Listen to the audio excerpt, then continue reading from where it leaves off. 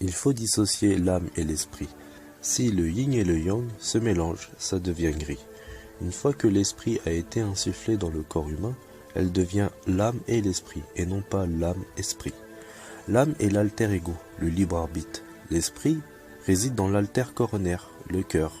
L'âme, de par sa nature, est incitatrice au mal, au monde matérialiste et à l'égoïsme, la matrice, entre autres dans l'environnement dans lequel vous grandissez. Mais à l'origine, elle était pur esprit immaculé. Dieu n'a pas créé une âme en toi, mais il t'a insufflé l'esprit. Et l'âme grandit en même temps que toi. C'est la personne que tu vois quand tu te regardes dans un miroir. Psaume 38, versets 71-72.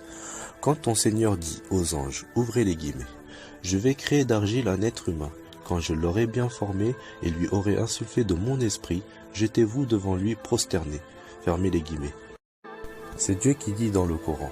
Ashura 42, verset 11. Rien ne lui ressemble. Fermez les guillemets. Vous comprenez, Dieu n'est pas une âme, ni un corps. Il est une entité invisible. Or, ce qui vient à l'esprit des anthropomorphistes ne peut être attribué à Allah, car aucune de ses créations ne lui ressemble.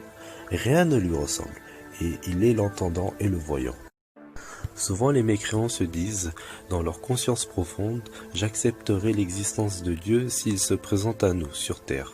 Fermez les guillemets. Je vais tenter de répondre à cette question brillamment en 3 étapes.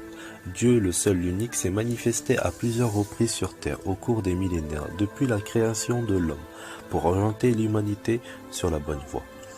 Première étape, vous verrez la sublimité de Dieu si vous êtes seulement croyant le jour du jugement. Deuxième étape, vos yeux et votre cerveau n'ont pas la capacité de voir l'immensité de Dieu dans sa grandeur.